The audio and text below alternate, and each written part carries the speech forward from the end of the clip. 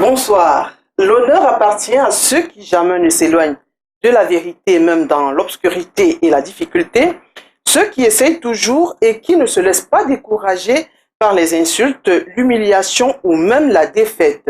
Cette citation de Nelson Mandela, elle seule, pourrait définir l'état d'esprit de l'invité de ce soir. Lorsqu'on a atteint les cimes de la gloire, on a deux options, s'y maintenir par tous les moyens.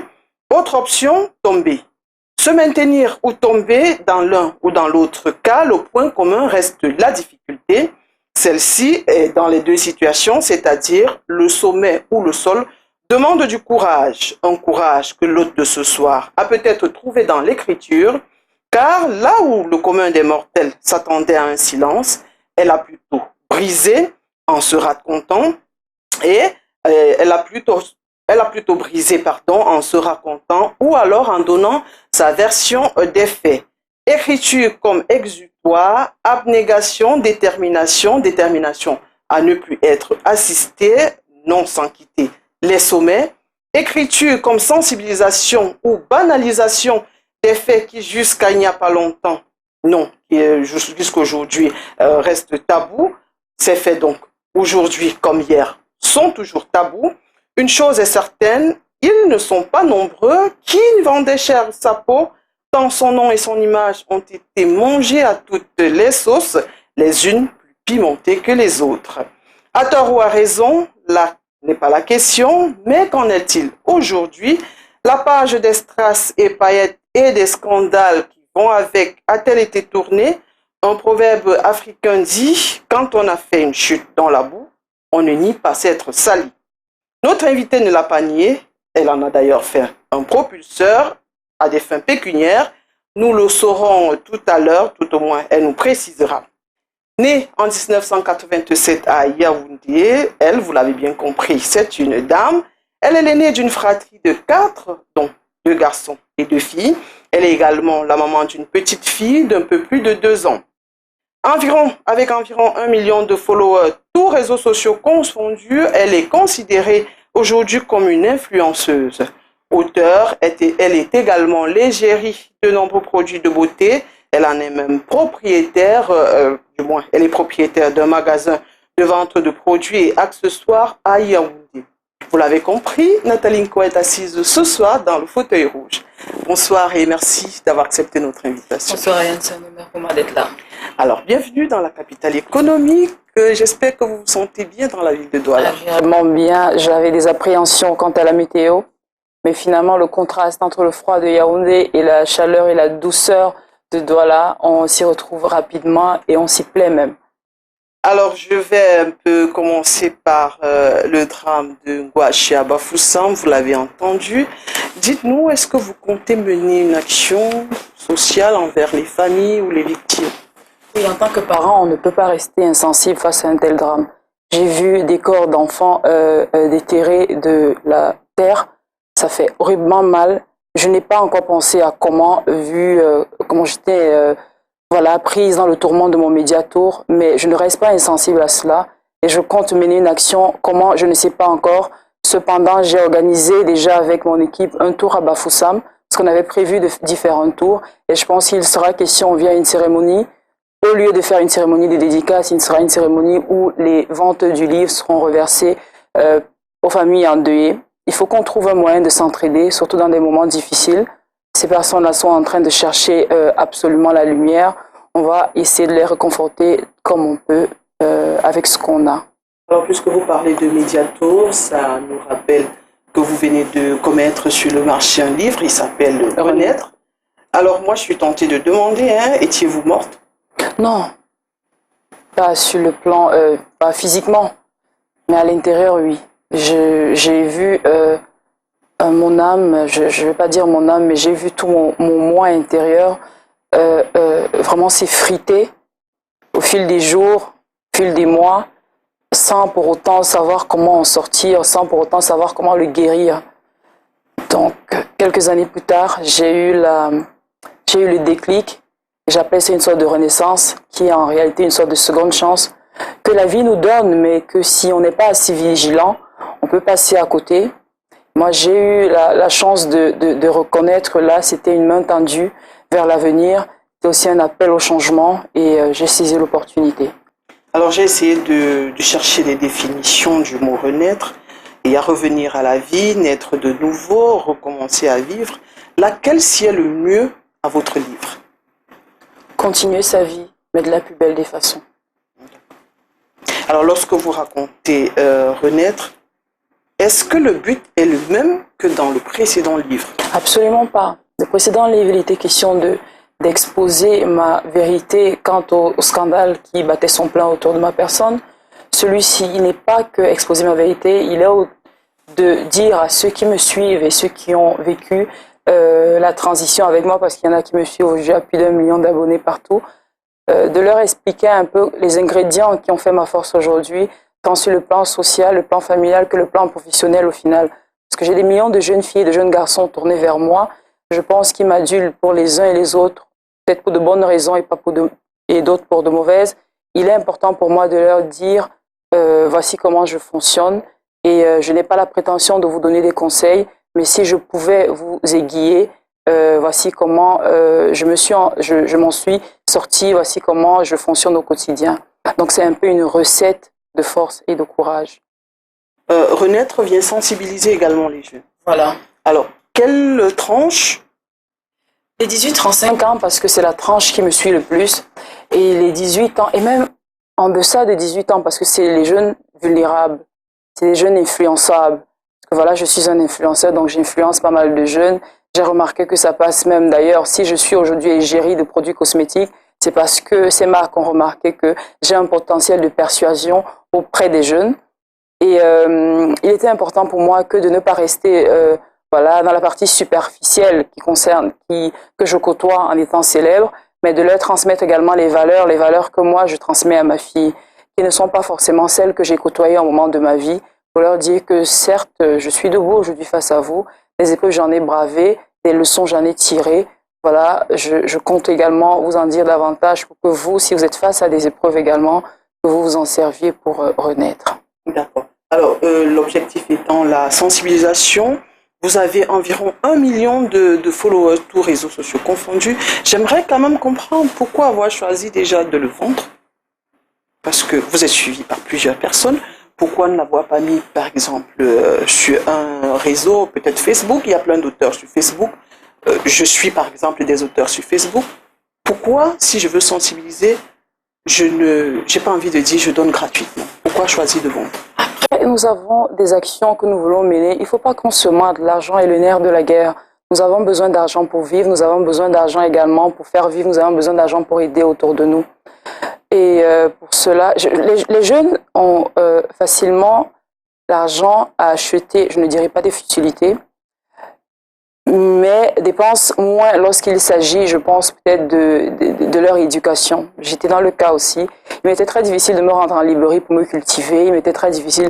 Mais depuis vraiment quelques années, je lis, je m'intéresse à certaines émissions pour apprendre. Parce qu'il est important, pour éviter même de se retrouver dans des situations compromettantes, d'écouter et d'apprendre de ceux qui ont vécu ces situations.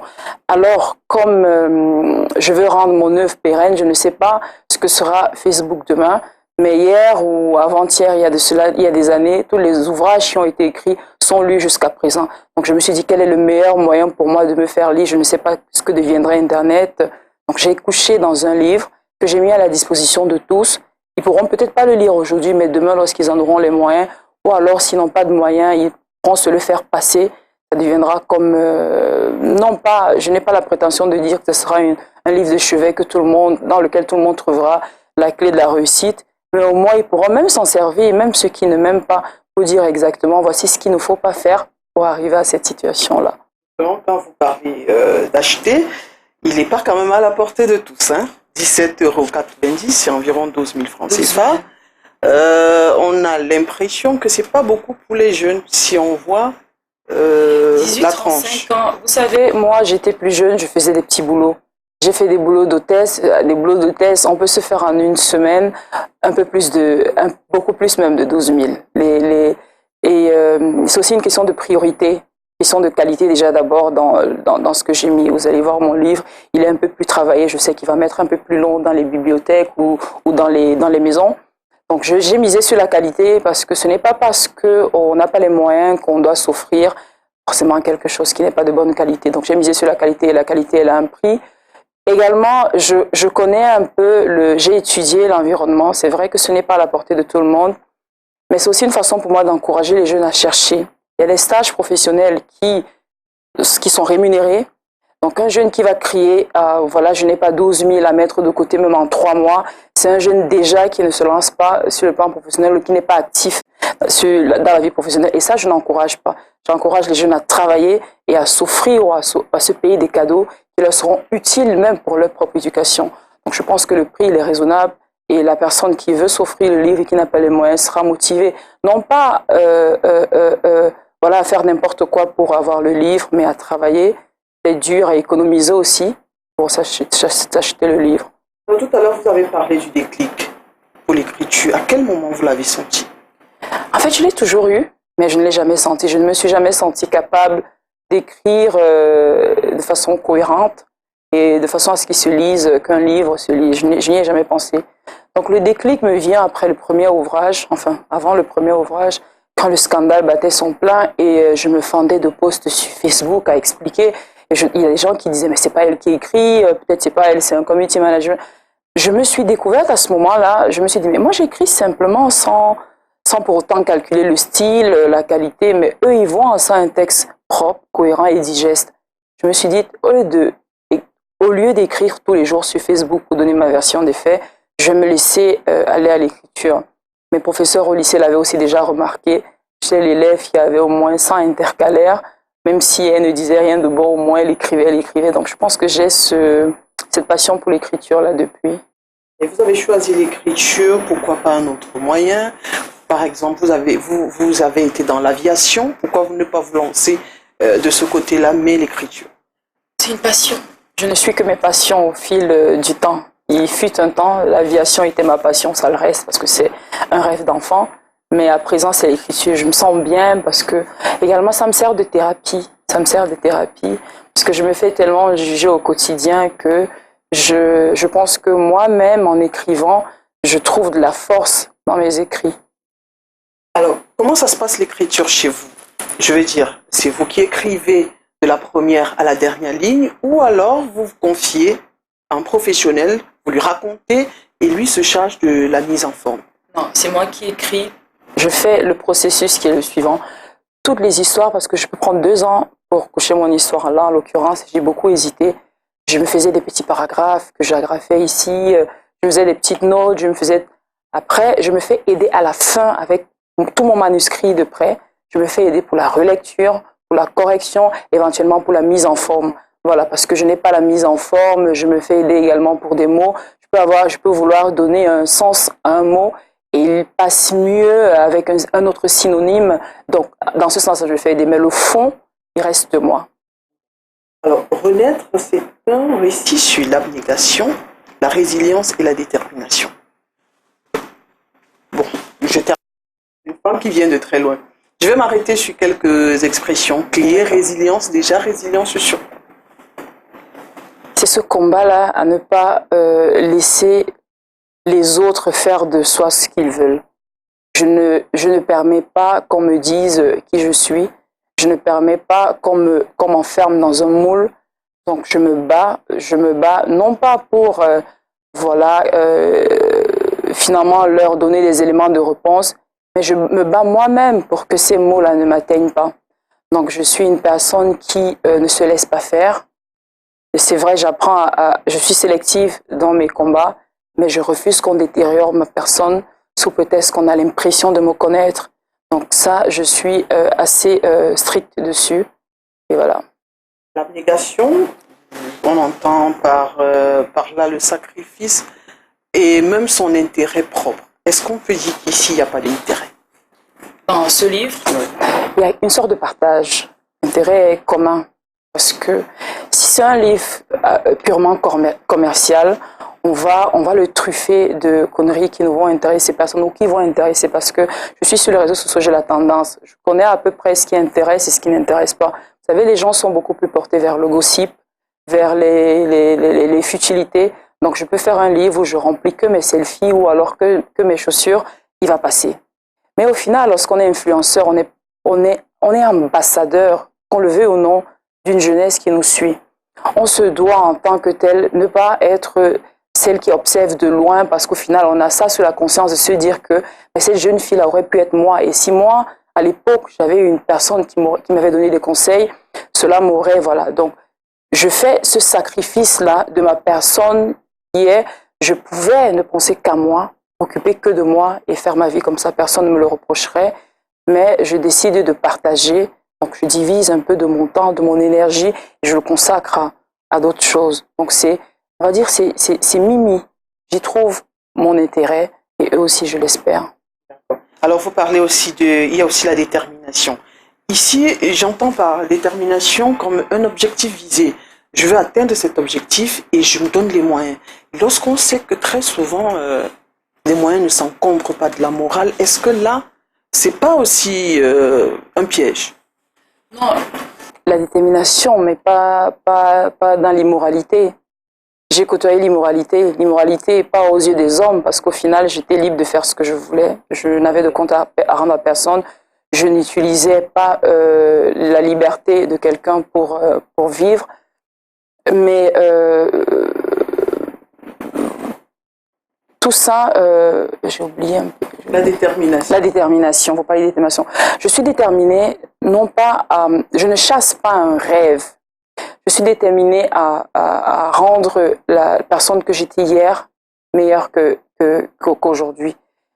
J'ai une fille aujourd'hui qui me regarde, qui attend de moi des informations, qui attend de moi des réponses à la vie, parce finalement elle découvre la vie au fur et à mesure. Elle attendra que je les guide, et je ne peux pas le faire si moi je ne suis pas la meilleure version de moi. Donc je suis déterminée à réussir personnellement et à réussir également sur le plan professionnel. Sur le plan professionnel, c'est un challenge parce que l'environnement dans lequel on vit réduit très souvent la femme à une certaine position. J'en souffre même d'ailleurs aujourd'hui dans mon entourage. Tu travailles trop. Quand est-ce que tu te reposes, ou alors quand est-ce que tu t'occupes de ci? Oui, je travaille, mais je travaille parce que ça m'épanouit également de travailler. Ça m'épanouit voilà, j'ai besoin de me fixer un but, j'ai besoin de me fixer des objectifs et je dois les atteindre. Maintenant, on s'épanouit lorsque ces objectifs, on les atteint, mais de la plus belle des façons, sans s'avilir, sans se salir, sans enfreindre, sans fuir sa conscience. Et oui, on peut être déterminé tout en restant dans la moralité. Un paragraphe de votre livre raconte cette visite chez la gynécologue. Vous l'avez raconté dans des termes où si on a un esprit un peu tordu, on peut penser à autre chose. Alors, dites-nous, est-ce que votre renaissance part de la naissance de votre fille? Oui. En fait, je pense qu'elle part un peu plus tôt, mais le déclic part de là. Je m'en rends compte à ce moment-là. Je le disais tout à l'heure, on a une société qui nous juge, on a une société qui nous condamne, ce qu'elle ne fait pas que nous juger, qui fait en sorte que nous-mêmes, on doute de nous. On se dit qu'on est improductif, on se dit qu'on ne sert à rien, même si on reste fort et impassif devant les gens parce qu'on ne veut pas leur montrer que les attaques nous touchent. On reste, le soir, on se pose quand même des questions. Est-ce que finalement, mon passage sur Terre, est-ce qu'il en vaut même la peine? Je sers même à quoi? Donc, de me coucher sur une table et d'entendre un cœur qui bat en moi, je me dis, au final, je vaux, j'ai de la valeur. Si j'arrive à donner de la vie, si j'arrive au bout de la grossesse et à donner de la vie, c'est que j'ai de la valeur, c'est que mon passage sur Terre, il n'est pas vain. Voilà. Alors, que répondez-vous? Parce qu'il y en a qui disent que le fait que vous ayez une fille, c'est un peu comme une épreuve. Mais c'est comme une charge que le Seigneur vous donne. Il vous a donné une seconde chance. Il vous donne une fille en vous disant, attention, elle pourrait reproduire les mêmes erreurs que vous. Et vous, en tant que mère, voilà ce que vous allez subir parce que vous l'avez fait subir à votre mère. Que répondez-vous Finalement, avec le recul, je remercie vraiment le ciel de m'avoir fait vivre ces épreuves-là. Parce que ces épreuves sont devenues des leçons et des leçons à transmettre justement à ma fille. Je suis heureuse que mon premier enfant soit une fille. Ainsi, très tôt, je pourrais lui dire exactement, écoute, moi je suis passée par le chemin que tu es sur le point d'emprunter là, crois-moi, il est tordu. Et si tu ne crois pas à quel point il est tordu, à quel point les conséquences peuvent être dévastatrices, regarde mon histoire. Donc je pense que je suis l'exemple parfait pour ma fille de savoir ce qu'il ne faut pas faire à un certain âge, désobéir à sa mère. Parce que moi j'ai désobéi à la mienne. J'ai trouvé que ma mère n'était pas moderne, elle n'allait pas avec le temps, non, elle ne connaît pas trop ce qui se passe.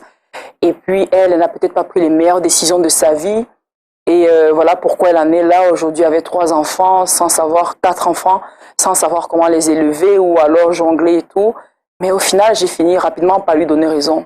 Donc très tôt, je dis à ma fille, je lui parle, je lui dis, il faut que tu saches que je suis tes yeux. Il faut que tu saches que le chemin, je l'ai préparé pour toi. Les erreurs que tu vas peut-être commettre, je ne vais pas t'amputer ces erreurs-là, mais il faut que tu m'écoutes au maximum parce que moi, je ne le dis pas parce qu'il faut le dire, je l'ai vécu.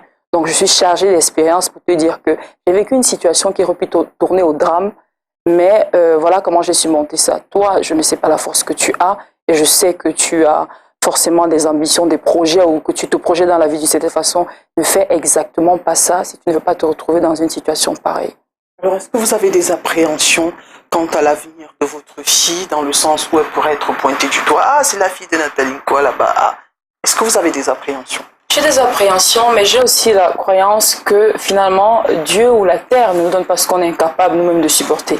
Il y a des situations qu'on vit, on se dit, cette fois, vraiment, c'est la fin.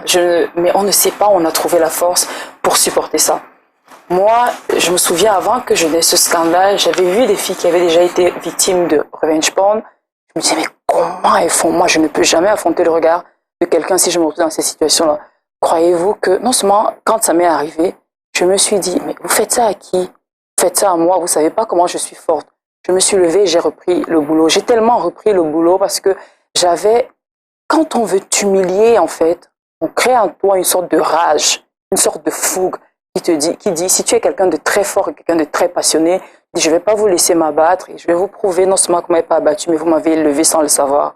Donc, je pense que ma fille, certainement à l'école, elle se fera montrer du doigt et peut-être aussi on n'en parlera plus parce qu'il faut savoir qu'il y a des scandales qui ont daté de 10 ans, on n'en parle plus ou aujourd'hui sont devenus tabous. Peut-être dans 10 ans, ce sera extrêmement tabou, mais toujours est-il que je la prépare sans vraiment l'agresser, sans vraiment même voilà, trop en faire avec son âge, mais je la prépare à être forte, à se battre, parce qu'au final, ce n'est pas mon histoire qui sera même peut-être le plus difficile pour elle à surmonter. Vous la préparez, est-ce que vous imaginez aussi demain qu'elle puisse tomber sur ce livre, le premier qui n'a pas été publié? Oui, le premier qui n'a pas été publié, c'est un récit qui raconte toute la scène et il choque.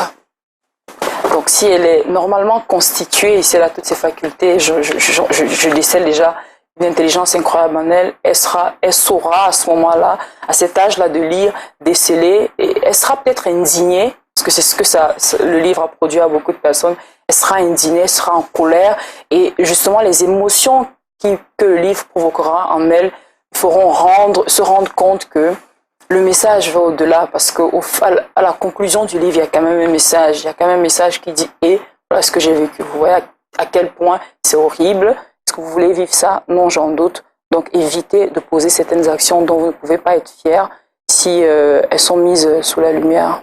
D'accord. De toutes les façons, vous avez dit, vous priez qu'elle vous écoute beaucoup. Voilà. Alors, vous êtes en pleine promotion du nouveau livre. D'accord. Comment on se sent quand on sait que le premier a été interdit? Je vais vous faire une confidence. Le premier a été interdit, c'était presque un soulagement pour moi. Parce que c'était une thérapie rude. J'ai couché ça sans... Je l'écrivais parce qu'il fallait que je le sorte et il fallait que je dise la vérité, quitte à aller vraiment très loin dans mon intimité. Mais qu'il ait été interdit, j'ai l'impression que ça marquait également la fin de ce chapitre-là. Je me disais, j'ai dit faire de l'argent de toute façon sur un livre pareil, je n'en suis pas fière, je ne suis pas fière de cette histoire-là. L'essentiel ici est qu'il soit lu par le maximum de personnes et c'est tout. Donc moi j'ai vécu ça comme un soulagement et je savais que l'avenir me réservait autre chose. Alors, à peine votre livre Renaissance à peine sorti, qu'il bat les records de vente sur Amazon, les commentaires, les partages et aussi des commentaires qui sont pas très jolis à entendre, comme celui du plagiat.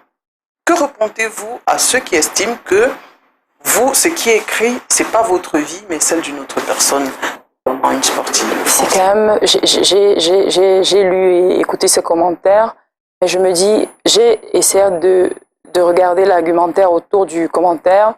Le livre s'appelle Renaître, c'est un plagiat parce qu'il existe déjà. Comment est-ce qu'on peut plagier un titre? On ne plagie pas de titre, on plagie un récit. Et comment est-ce que, à moins qu'il y ait une double Nathalie Koua dans le monde entier, personne ne peut avoir mon histoire. Je suis la seule à avoir vécu mon histoire telle que racontée. J'appelle ça faire du dilatoire, j'appelle ça essayer de faire des critiques vaines. Et plus loin dans ces commentaires, on voit que la critique n'est pas faite autour du livre, mais autour de la personne. Donc ce n'est plus une critique littéraire à mon avis, ça devient une attaque personnelle. Et lorsque l'attaque est personnelle, je la dévie, parce que je n'ai pas d'énergie à gaspiller dans la connerie ou dans ce type d'attaque-là. Je trouve que nous devrons concentrer nos énergies à critiquer, à donner des avis, à critiquer des œuvres ou à critiquer le fond de l'histoire, mais pas à critiquer la forme. Chacun à vivre sa vie telle qu'il entend. Une personne parle de plagiat et saute du plagiat pour critiquer votre physique. Je pense que ça devient une attaque personnelle et vraiment... La critique pour améliorer. Voilà, la critique pour améliorer parce que je n'ai pas la science infuse. Si ça se trouve, je suis auteur, mais il y a des auteurs beaucoup plus qui ont le mérite par rapport à moi. Moi, je n'ai fait que raconter mon histoire, celle d'aujourd'hui, celle d'hier et peut-être celle de demain. Donc, s'il faut faire de la critique, qu'on fasse la critique autour de la forme, comment le texte est écrit, et même peut-être aussi sur les décisions que j'aurais dû apprendre, mais pas sur ma personne. Alors, quel sentiment prédomine le mieux, le plus chez vous entre, je veux dire, la dénonciation, la sensibilisation, ce qui était raconté dans Revenge Porn, et aujourd'hui, la motivation et l'espoir de renaître? Quel sentiment? La motivation, le partage. J'ai ce besoin de partager là. Parce qu'aujourd'hui, je me sens bien. Je me sens très bien. Et si je me sens bien, c'est parce que les gens m'ont également aidé. Ces personnes n'étaient pas obligées sur les réseaux sociaux à m'envoyer des messages de force et de courage tous les jours, à m'envoyer des tiens, le coup, Nathalie, tu n'es pas seule, tiens bon, et sans rien me demander. Je reçois également des messages. Donc aujourd'hui, je reçois des messages de personnes. Comment tu as fait pour te sortir de telle situation, Nathalie? Je suis en train de vivre ça. Donc je me dis, il doit y avoir des milliers également dehors, avoir besoin de soutien, quel qu'il soit. Bien évidemment, le livre ne tourne pas qu'autour des conseils, mais au moins, il raconte toute ma vie pour que, quand je leur dis aujourd'hui, je suis heureuse et épanouie face à vous, ils comprennent pourquoi je le suis et comment j'ai fait pour en arriver là. Donc c'est vraiment la motivation, la sensibilisation. D'accord. Alors, est-ce qu'on peut dissocier Revenge Porn de Renaître? Complètement. L'un est la suite de l'autre ou alors... On peut dissocier, mais on ne peut pas séparer Revenge Porn de ma vie, finalement. Parce que moi-même, j'ai besoin de temps en temps de faire un feedback, de me retourner, de voir d'où je pars pour en arriver où je suis aujourd'hui et d'évaluer ma vie. Donc le récit n'est pas le même. J'ai évolué, j'ai mûri. Le récit n'est pas le même. Aujourd'hui, il n'est plus question de ça dans ma vie, il est question d'autre chose. Je parle de ma fille, je parle de mon travail. Je suis concentrée vers d'autres batailles. Je suis concentrée vers un avenir plus radieux, ou alors qui se veut plus radieux. Donc Renaître et Revenge Porn, c'est vraiment deux livres à l'opposé, mais le style reste le même, le style de narration. Alors dites-nous, lorsqu'on a subi donc un Revenge Porn, est-ce que on n'est pas quand même animé par un esprit de vengeance? Est-ce qu'en écrivant, il n'y avait pas un soupçon de vengeance là-dedans? Non, il n'y avait pas de la vengeance, il y avait de la colère. Il y avait beaucoup de colère. Et c'est dommage parce que lorsqu'on est empreint de colère, on n'a pas le recul, il y a des choses qu'on peut tamiser qu'on ne tamise pas. Parce qu'il faut savoir qu'on vit dans une société, il faut respecter également les uns et les autres. Par exemple, dans mon précédent livre, j'ai écrit l'histoire et à la fin, c'est vrai que je n'avais pas le pouvoir de décision parce que c'était une maison d'édition qui m'assistait. Mais si je n'étais pas empreint de colère, je pense que j'aurais raconté l'histoire autrement en pensant éventuellement à ceux qui liraient plus tard, à nos enfants, à notre entourage qui eux n'ont pas, n'y sont pour rien au final dans ce qu'on a vécu. Donc oui, Revenge Porn, c'est pas de la vengeance, Revenge Porn, c'est ce que j'ai vécu. Mais oui, j'avais beaucoup de colère quand j'écrivais Revenge Porn. Et donc je n'ai pas édulcoré mon message, je ne l'ai pas tamisé. D'accord. Aujourd'hui, avec du recul, vous n'êtes plus, encore que quand on entend Revenge, c'était la fille, renaître, c'est la femme. Voilà. Aujourd'hui, avec le recul, pensez-vous avoir été victime, auteur ou co-auteur de ce que vous avez vécu? De ce que j'ai vécu, du Revenge Porn ou du livre? Dans le passé, oui. Aujourd'hui, avec le recul, c'est incroyable ce que je vais vous dire parce qu'à l'époque, je me sentais victime, mais complètement. Victime du fait de me voir exposée. Je pense que je le reste parce que j'ai été exposée sans mon autorisation, donc je le reste. Mais aujourd'hui, je ne me victimise plus tant que ça parce que je me dis, mais tu aurais quand même pu éviter ces situations-là. Il faut prendre ta part de responsabilité parce que si tu t'étais comporté comme ça, tu ne te serais pas retrouvé là. Donc aujourd'hui, je me sens co-auteur parce que j'ai donné le bâton pour me faire fouetter. C'est pour ça. Et c'est d'ailleurs pour ça également que après j'ai été sollicitée par des œuvres d'autres victimes de Revenge Porn. J'ai dit, écoutez, je ne veux pas venir, je ne peux pas porter je ne peux pas porter cette mission-là parce que je ne me sens pas de me défendre et de défendre les autres. Il y a des vraies victimes. Des victimes qui ont eu les téléphones volés, qui ont fait peut-être des photos pour elles-mêmes, qui ont des téléphones volés, qui se sont retrouvées, voilà.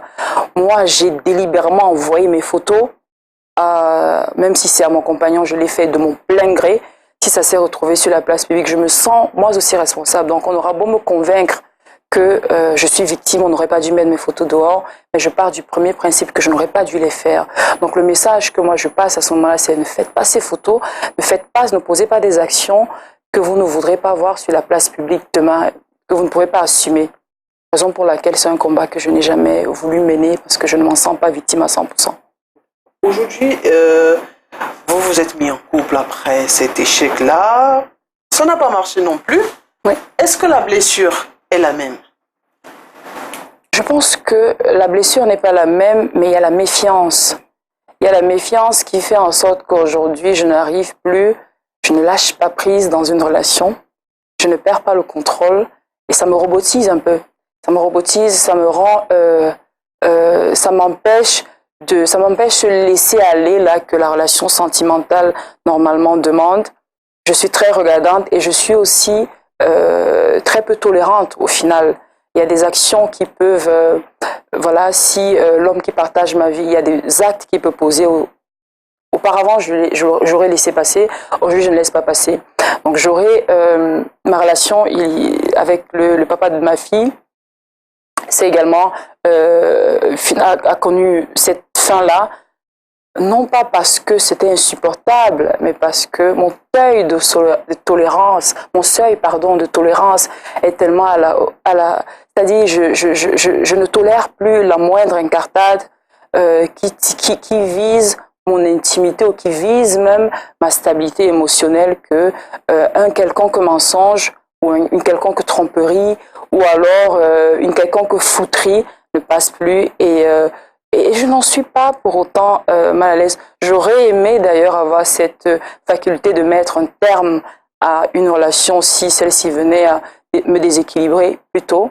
Ça m'aurait empêché de faire certaines bêtises parce qu'au final, ma vie, c'est ma vie et j'ai besoin d'être épanouie. Je ne suis pas épanouie principalement dans un couple. Je suis épanouie quand j'ai toute ma stabilité mentale et émotionnelle autour de moi. Lorsqu'il y a un déséquilibre, j'arrête tout. On comprend que le passé a un peu déteint sur votre présent. Est-ce que vous pensez que c'est votre passé est-ce qu'il peut aussi, ou est-ce qu'il a pu déteindre sur votre compagnon? Je pense que oui. je pense que oui, et je le lui ai reproché d'ailleurs. Je lui ai dit, tu savais tout ce que j'avais vécu, j'aurais voulu que tu viennes avec une autre approche vers moi pour m'éviter de me retrouver dans certaines situations. Donc je pense que on a ce combat perpétuel de la femme publique et Nathalie. Donc il faut tout le temps que j'ai l'impression qu'il faut que je refasse ma biographie tous les jours auprès. J'avais l'impression qu'il fallait que je fasse ma biographie tous les jours auprès de lui. Il fallait que je me blanchisse, je m'explique sans arrêt. Et c'est fatigant. Je me suis dit, mais à quoi bon? Je ne vais pas m'expliquer devant un être imparfait. Lui-même, il ne l'est pas. Lui-même, il a ses zones d'ombre. J'ai découvert d'autres zones d'ombre. Mais au final, je ne le juge pas et je ne lui en veux pas parce que lui aussi, il est à la recherche de son équilibre émotionnel. Il est à la recherche de son épanouissement. Tant qu'il ne me met pas mal à l'aise au point où il y va de ma santé morale, ça reste pardonnable, même si on ne chemine plus ensemble en tant que couple, on chemine ensemble en tant qu'amis. Alors, aujourd'hui, vous êtes célibataire. Est-ce que vous êtes prête à vous relancer? Je ne suis pas célibataire. Figurez-vous que j'ai rencontré une personne et par contre, la relation n'est plus mise vraiment au premier plan. Si avant le père de ma fille, je pouvais donner encore la première place à un homme aujourd'hui, ce n'est plus le cas malheureusement. Il y a d'abord ma fille, ensuite mon travail et un homme. Donc oui, je suis en couple, mais ça se passe bien, mais sans plus quoi. Il n'y a pas de promesse de mariage, il n'y a pas de promesse d'enfant. On est au tout début et on évolue comme ça. Si ça il accepte d'avoir la troisième place, on connaît bien les hommes. Je ne lui demande pas en fait, je lui impose, c'est un bagage, c'est moi, c'est ma fille, c'est mon travail, c'est voilà tout ce que j'ai eu comme situation au final a forgé mon moral et m'a transformé la Nathalie que je suis aujourd'hui. Je suis beaucoup plus prévenante et je donne moins de place à l'amour dans une relation avec un homme qu'avec ma fille et même avec mes collègues professionnels du boulot. Vous êtes très dirigiste. Très. C'est la déformation justement de ce scandale-là. J'ai l'impression qu'il fallait que je prenne le taureau par les cornes et qu'il fallait que je prenne ma vie en main, mais sur tous les plans. Sauf qu'il faut, comme ma mère me dit, il faut relâcher. Tu n'es pas une femme, tu n'es pas un homme, tu es une femme. Une femme, peu importe sa place dans la société, elle vient après son homme. Je lui dis, mais pourquoi c'est toujours comme ça? Pourquoi c'est les hommes qui ont le pouvoir de décision? Pourquoi c'est les hommes qui doivent diriger la relation? Ça se passe pas comme ça. Bien évidemment, je suis une femme traditionnelle et je suis une femme qui fait à manger à la maison, qui s'occupe de tout. Mais je suis à mi-chemin entre la femme traditionnelle et la femme moderne. En Afrique, ça ne passe pas trop. Il ne faut pas écouter encore votre maman. Oui, mais maman ne s'est pas cassé le nez avec les hommes. Moi, je me suis cassé le nez avec les hommes. Bon, je pense que je vais le faire à ma manière cette fois. D'accord. Alors, vous décidez de vous lancer dans les affaires quand vous avez rompu ou alors avant, pendant la relation, c'est là où vous avez décidé de vous lancer? Oui, j'ai toujours travaillé. Avant de me mettre en couple, j'avais déjà créé une petite société qui faisait dans l'événementiel. Donc, on envoyait des hôtesses. Moi-même, je me portais hôtesse pour des événements. Pendant la relation, je travaillais en tant qu'agent d'escale à Camerco. Et je continuais également avec mes petits boulots d'à côté d'hôtesse pour arrondir les fins de mois. Et après la relation, je ne me sentais plus capable de travailler, d'être employée, le regard, parce que je travaillais dans le milieu de l'aviation, à l'aéroport, je suis en contact avec les passagers. Je n'avais pas encore terminé ma thérapie, donc j'avais besoin de me refermer un peu sur moi, d'éviter au maximum les gens pour pouvoir me guérir moi et avant de les affronter. J'ai donc déposé ma démission et je me suis concentrée sur mes entreprises. C'est difficile de relancer de relancer mon entreprise à ce moment-là, mais peu à peu, petit à petit, j'ai gagné un marché, un autre, et c'est comme ça qu'une entreprise en a ouvert une autre et ainsi de suite. Alors, avant de parler des entreprises, quand vous parlez de thérapie, est-ce que ça veut dire que vous avez été suivi ou c'est juste l'écriture qui vous a... C'est un suivi familial, on va dire. Un suivi familial. Et j'en étais pas, pardon, à ma première chute. Vraiment, lorsque j'ai expérimenté la dureté de la vie, c'est lorsque j'ai perdu mon père, très proche de lui, très jeune. J'étais au CM1, j'ai vu ma mère devoir batailler, donc je suis devenue très vite adulte. Il fallait, pendant que ma mère était au boulot, moi m'occuper de mes petits frères. Donc j'ai l'impression que j'ai baigné dans l'adversité en fait, ou dans la bataille très tôt, très jeune. Donc quand je me retrouve dans ce scandale-là, j'ai ma famille qui est là pour me rappeler, hey, tu es une femme très forte. Si tu as pu nous éduquer, nous élever, donner un coup de main à maman quand elle était au plus mal, une jeune femme à peine la trentaine qui se retrouve veuve, enceinte de la dernière, si tu as pu l'épauler et l'assister jusqu'à ce que nous grandissions, sache que tu as cette force en toi. Donc, ma famille était ma thérapie. Ma famille était là pour me rappeler qu'on a vécu des situations peut-être pas dramatiques sur la place publique, mais on a vécu des drames qui auraient pu nous plaquer définitivement au sol. Mais si on en est là, c'est qu'on a un potentiel. Tu l'as en toi, il faut chercher cette force-là. Donc ma thérapie a été familiale, ma thérapie a également été sociale. Les réseaux sociaux m'ont beaucoup aidée. Et à ça que je me faisais lyncher sur les réseaux sociaux, mais comme je le disais tout à l'heure, je recevais beaucoup de messages de soutien. Donc les réseaux sociaux m'ont beaucoup aidé dans Justement, parlant des réseaux sociaux, quel a été leur impact sur votre vie? Est-ce que, je vais parler entre les hommes et les femmes, qui étaient plus durs envers vous? Les femmes. Les femmes. Parce que je pense que les hommes, lorsqu'il y a scandale sexuel, à la limite, ils jugent pas, ils sont pas en profondeur, parce qu'ils sont généralement acteurs de ce type de... Mais les femmes sont dans le jugement extrême. Je n'arrive toujours pas à comprendre pourquoi. Est-ce que je suis venue avec ce scandale? Est-ce qu'à travers ce scandale, je dévoile ce que la femme africaine cache? Est-ce que je brise les conventions? Est-ce que voilà, je bouscule les codes? Je ne sais pas très bien ce qui se passe, mais je l'acceptais. Par contre, ce que je n'accepte pas, c'est lorsque, comme j'ai dit, voilà, les remarques vont au-delà même du problème posé, et que lorsque je vous explique ma version des faits, que vous continuez dans ce type de critique, même lorsque vous me voyez évoluer, grandir devant vous, que vous continuez, à ce moment-là, je me demande si c'est toujours le même problème qu'on a, ou si c'est toujours le fait que mes photos en moi se retrouvent dehors, qui au final vous fassent autant bavarder. Est-ce que vous ne les comprenez pas un peu? C'est tabou, on est africain, c'est ce que je disais tantôt, que c'est une sorte c'est nouveau. Et c'est même, je dis, on a brisé là, vraiment, ça reste tabou. Le mot c'est ça, c'est tabou. Je les comprends, mais j'avais souhaité à ce moment-là qu'elles aussi me comprennent, parce que moi aussi je me rendais compte de la gravité des faits. Je me rendais compte, je leur avais dit, écoutez, je n'ai pas appuyé sur le bouton envoyer. J'ai fait des choses que j'estimais intimes. Je n'ai pas souhaité qu'elles se retrouvent sur la place publique. Donc rien que pour ça, accordez-moi le bénéfice du doute. Alors est-ce que vous étiez un peu en colère aussi de ce qu'elle vous blâme, vous, et pas l'auteur, pas celui qui avait, comme vous le dites, appuyé le bouton envoyer? Oui. C'est là où je trouvais justement la démarche intéressée. Parce que je me disais, mais pourquoi moi je me fais autant taper sur les doigts alors qu'on est tous les deux à baigner finalement dans ça. Mais je pense que je représente la femme, je parlais, donc, comment le dire, j'étais la vitrine de la femme, donc la femme ne va pas aller taper sur l'homme, mais elle va plus venir se dire, mais comment tu as pu nous faire ça à nous? Comment tu as pu nous réduire à ça? Je pense que c'est dans ce sens-là que la critique allait le plus, et donc j'arrivais à l'accepter. Aujourd'hui, avez-vous pardonné à celui qui a envoyé ces photos et à ces personnes-là qui vous ont jugé à un certain moment? Il était très important que je passe par le pardon pour moi-même pouvoir continuer. Tant qu'on n'a pas pardonné à la colère, on a la colère qu'on rumine, et qui est en colère contre une personne est prisonnière de cette personne-là. Pour pouvoir avancer, il fallait que je pardonne. J'ai pardonné à tout le monde et j'ai avancé. D'accord. Aujourd'hui, comment est-ce que Nathalie Koua se représente? Est-ce qu'elle est un modèle? Est-ce qu'elle est un exemple pour la jeunesse, pour tous ceux qui, du moins les followers qui la suivent, et pourquoi pas tous les Camerounais et même les Africains? C'est une histoire quand même.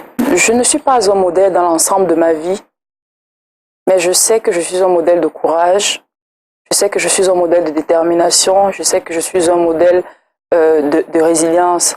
Par contre, je ne souhaiterais pas que les jeunes filles me prennent un modèle, parce que c'est si souvent mal interprété que j'ai l'impression qu'elles pensent qu'il faut qu'elles calquent ta vie, qu'elles reproduisent vraiment de bout en bout, et peuvent même être prêtes à passer par un scandale similaire parce qu'elles se disent qu'elles seront comme toi. Non, vous n'avez peut-être pas la même force que moi, et croyez-moi, malgré le fait que je suis très forte, cette histoire a laissé des séquelles aujourd'hui dans ma vie qui sont vraiment, je ne peux pas les gommer.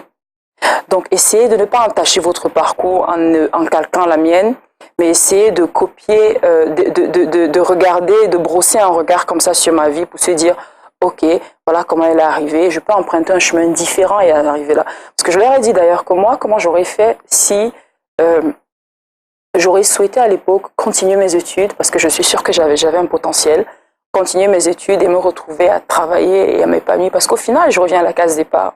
Je reviens à la case qui est que je travaille pour m'élever, pour m'épanouir même au final, pour me découvrir. Donc, si elle pense que le chemin de la facilité, j'appelle ça la facilité, va les mener là, il mène très souvent au pire. Voilà. Dans les jeunes filles, vous mettez aussi votre fille. Parce que je le dis en sachant que les filles, très souvent, elles aiment suivre les pas de leur maman. Et j'appuie un peu en disant que lorsqu'on sait que les enfants, on ne sait très souvent par quel chemin ils vont prendre. On leur dit ne passez pas par ici. Ils décident de passer. On leur montre au quotidien. Ma fille, à la limite, elle me voit très peu parce que je travaille beaucoup. Elle sait que sa mère sort et travaille. Ma fille voit que je suis très organisée. Je suis très méthodique dans ce que je fais, ce que je n'étais pas hier, et Dieu merci, elle n'a pas eu à voir ça. Elle n'a pas eu à voir ça. Donc heureusement, je l'ai eu aujourd'hui quand j'ai eu le temps de faire toutes mes erreurs de jeunesse. Aujourd'hui, elle est avec moi, elle voit au quotidien, et c'est pour elle d'ailleurs aussi que je suis obligée de montrer l'exemple, non pas seulement par la parole, mais avec l'action également. Alors comment vous faites avec les multiples dérives sur Internet? Est-ce que c'est vous-même qui gérez vos comptes? Est-ce que vous prenez le temps de répondre à chaque Camerounais qui, quand je dis dérive, c'est beaucoup plus les insultes, tout ce qui va de travers? Je gère moi-même mes comptes parce que je tiens à cette proximité-là avec les gens qui me suivent. Je dis, ils ont contribué peut-être à 40 ou à 50% même dans ce que je suis aujourd'hui. C'est grâce à eux également. Donc je tiens à cette proximité. Maintenant, comme dans la vie de tous les jours, on n'est pas à l'abri des critiques, on n'est pas à l'abri des injures. Même quand on traverse simplement la route, des fois je roule et je ne mets pas le clignotant, je me fais insulter par un taximan. Donc c'est exactement la même chose. On sait que le but n'est pas de se faire aimer par tout le monde, mais le but est d'apprendre à vivre au-delà des désaccords et au-delà de tout le reste. Donc bien évidemment, lorsqu'une personne va très loin dans l'injure et que cela m'affecte, je bloque tout simplement la personne. Il m'est déjà également arrivé de recadrer parce qu'il faut que ces personnes sachent que si je n'étais rien fait, ne m'attaque pas pour rien parce que je sais me défendre, mais après ça reste que là, ça ne va pas au-delà. J'ai souvent la possibilité d'intenter des actions en justice contre des personnes, même contre des jeunes filles. Je vois une jeune fille qui pose des actes condamnables par la loi avec mes photos, avec mon nom, où elle est dans la diffamation. Et je vais très loin dans la réflexion. Je me dis, cette jeune fille-ci, si je l'attaque en justice, elle va se retrouver à devoir me verser de l'argent. Elle n'en a même peut-être pas. Donc elle fait par une conscience. Je passe au-dessus et j'encaisse et je passe au-dessus. Mais ça, ils le savent peut-être pas. Peut-être qu'il faut rappeler à ces personnes que c'est puni par la loi et qu'il y a des structures faites pour cela. Peut-être qu'il faut aussi, je veux dire, l'influenceuse que vous êtes, il faut déjà leur dire que les dérives sur Internet sont condamnables. Je crois que oui, c'est vrai. J'ai beaucoup hésité, j'ai longtemps hésité à le dire parce que je ne voulais pas passer pour celle qui se plaint une énième fois. Mais je pense que c'est très important parce que si ce n'est pas moi, c'est quelqu'un d'autre qui va les attaquer. Donc je pense que oui, je prendrai la parole pour expliquer que éviter d'étaler tout et n'importe quoi sur les réseaux sociaux parce que vous vous retrouvez à enfreindre les libertés, les droits des uns et des autres. Voilà. Alors comment vont les affaires de Nathalie Ngo à ce moment? Bien en ce moment. C'était pas le cas il y a quelques années, mais bien parce que j'ai fait du ménage, j'ai fait du tri. Et surtout, j'ai également gagné en expérience. Affaire en tant qu'entreprise. Entreprise, oui, c'est de ça que je parle. Ça va bien. Donc, tout va bien actuellement sur le plan professionnel. Alors, je vais revenir un peu sur Internet. On vous a vu, je ne sais pas si ça se passe toujours, avec des clashs entre influenceuses. Est-ce que là, c'est pas une balle que l'entrepreneur que vous êtes se tire dans le pied? Si. C'est malheureusement, on a ce côté animal qui ne nous lâche pas, qui fait que lorsqu'on est poussé dans ces retranchements, on se retrouve à réagir instinctivement, mais pas avec la raison, de façon raisonnable. Et très vite, moi, lorsque j'ai des colères ou lorsque j'ai une attaque pareille, lorsque j'ai des colères, je prends la peine de m'excuser.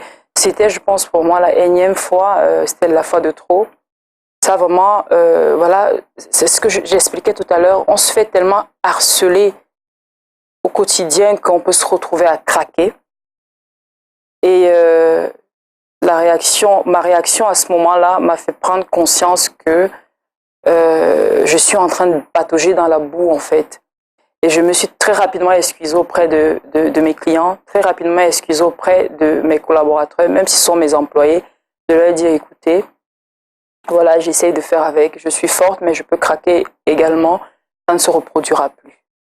Alors, il y a une certaine opinion, pas, du moins pas une certaine opinion, on se dit et on sait, bref, je ne sais pas si on le sait à raison, ou si on a tous les arguments, mais en général, on se dit, ces clashs, c'est entre vendeuses de piment.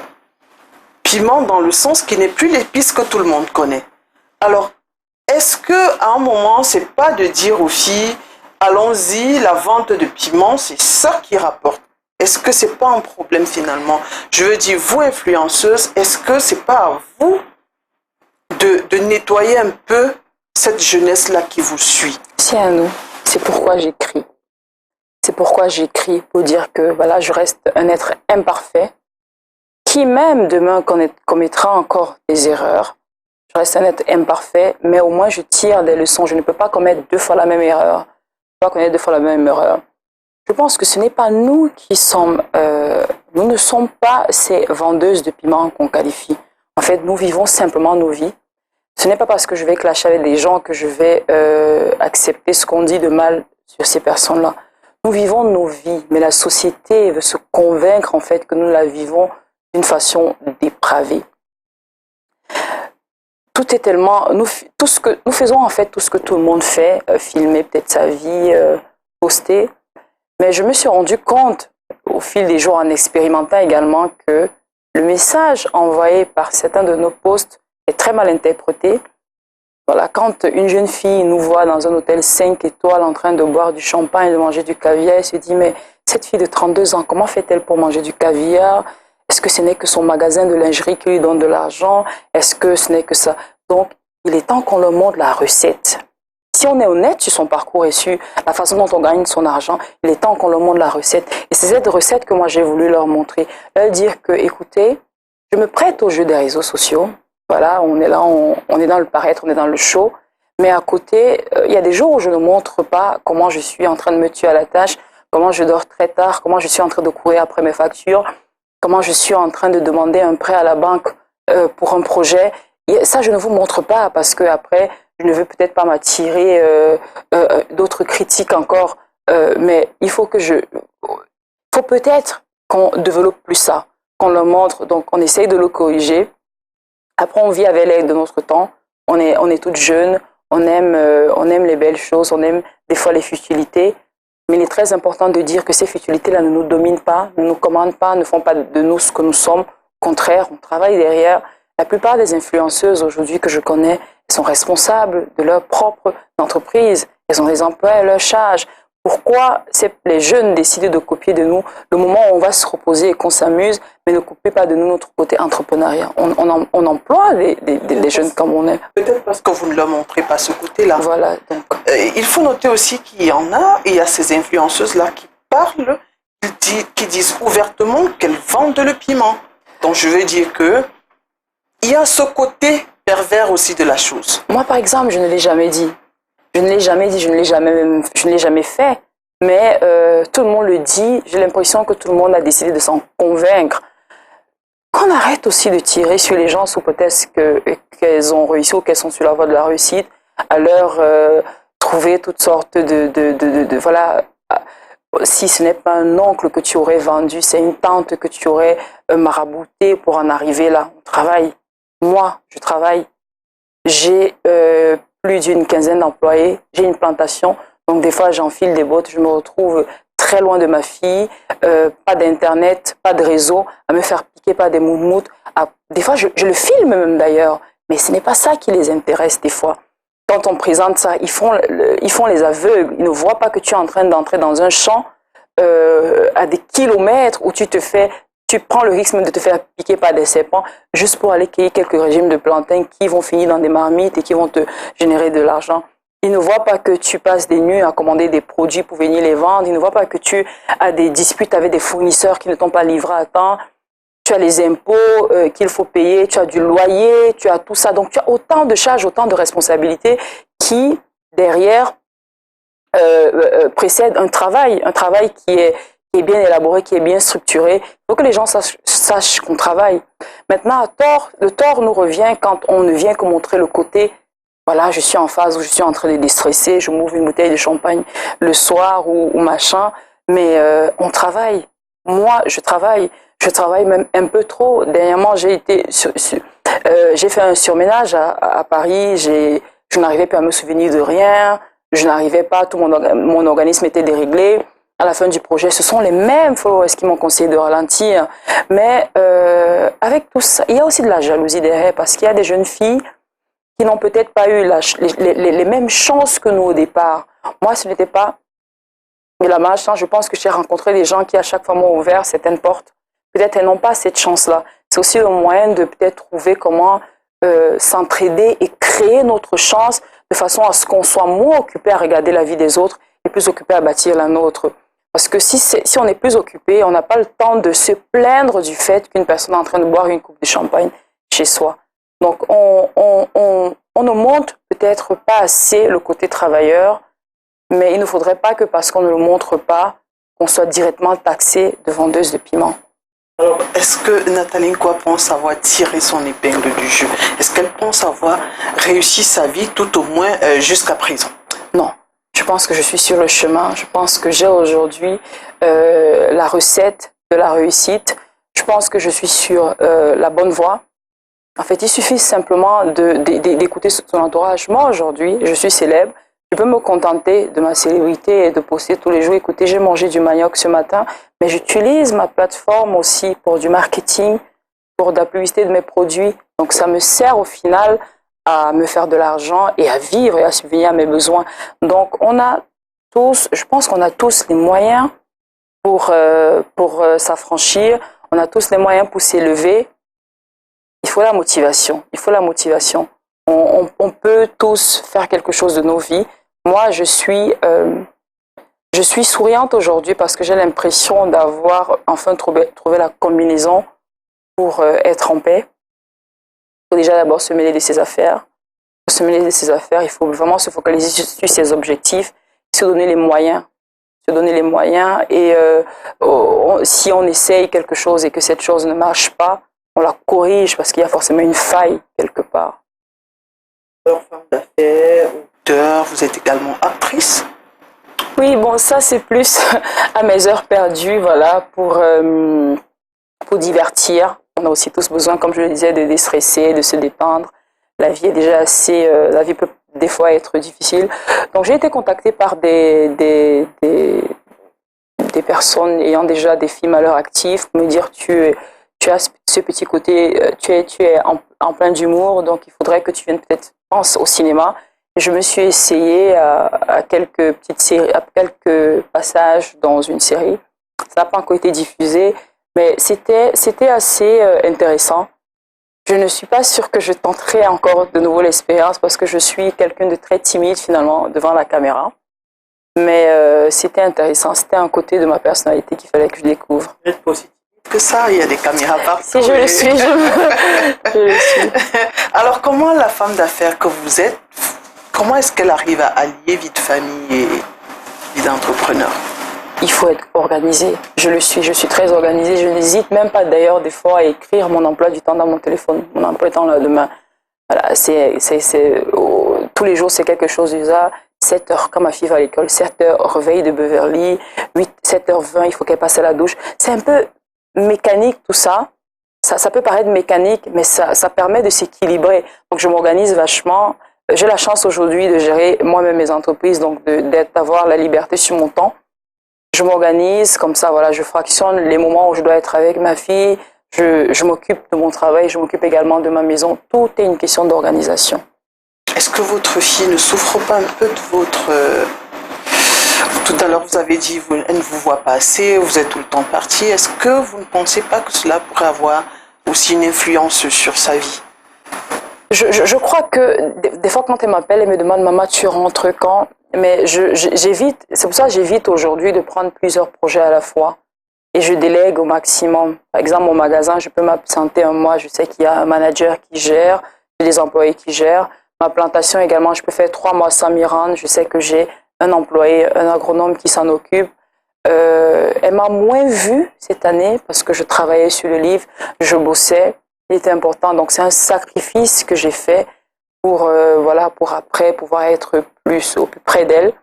Donc, je lui ai expliqué que oui, maman travaille beaucoup, maman était beaucoup en déplacement, maman le sera encore un tout petit peu, mais bientôt maman sera à la maison.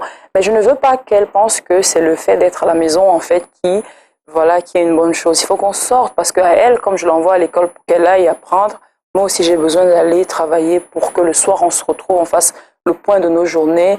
Et finalement, ça nous équilibre tous. Si elle ne reste qu'à côté de moi, croyez-moi, même quand elle passe la journée à côté de moi, je commence à lui taper sur le système. Elle me dit, maman, est-ce que tu peux me laisser? Je veux jouer avec mes poupées. Donc, on a tous besoin de s'éloigner un peu pour pouvoir mieux se retrouver. Alors, je ne saurais terminer sans relever cette remarque. Votre biographie n'est pas très présente sur Internet. Est-ce que c'est fait à dessein? Non, je n'ai pas eu le temps de m'en occuper. Je vais le faire parce que, je pense que j'ai suffisamment aujourd'hui d'éléments pour parfaire de la meilleure des façons ma biographie. À l'époque où je n'étais connue que comme Nathalie, peut-être hôtesse, ou alors Nathalie à travers le scandale. Aujourd'hui, je vais faire la mise à jour de cette biographie-là. Aujourd'hui, que chaque lecteur sera au courant de mes entreprises, je pense que je vais également les mettre sur la place publique. Non pas pour les brandir comme des trophées, mais encore que ce ne sont pas des trophées, c'est également des charges, mais pour continuer dans cette lancée de sensibilisation là, pour dire que voici ce que j'ai fait comme travail aujourd'hui, voici ce que j'ai fait, montrer aussi ce côté bosseuse acharnée à ceux qui me suivent. Finalement, NK, c'est une marque qui gagne, parce que déjà vous avez rendu le prénom Nathalie très célèbre. Avant vous, les Nathalie n'étaient pas... Aujourd'hui, quand on s'appelle Nathalie, on a un autre regard. Aujourd'hui, c'est NK. Dès qu'on dit NK, on comprend. Comment est-ce que vous vous sentez aujourd'hui quand vous voyez tout cela?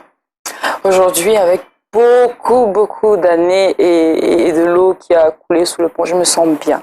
Je me sens bien, je me sens même presque quasi reconnaissante que le ciel m'ait donné ce fardeau-là à ce moment-là, pour pouvoir en tirer des leçons et pour pouvoir être exemple des autres. Alors, Nathalie Nkwa, nous sommes arrivés au terme de notre émission. Merci beaucoup d'avoir accepté notre invitation. Merci, je vous remercie.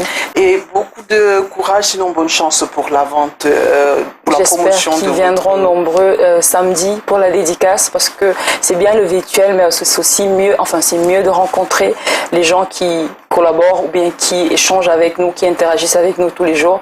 Donc pour ça, je leur ai donné rendez-vous à la FNAC samedi pour une séance dédicace. On se dit donc à samedi. À samedi. Mesdames et messieurs, merci à vous d'avoir été des nôtres. À jeudi prochain. Merci.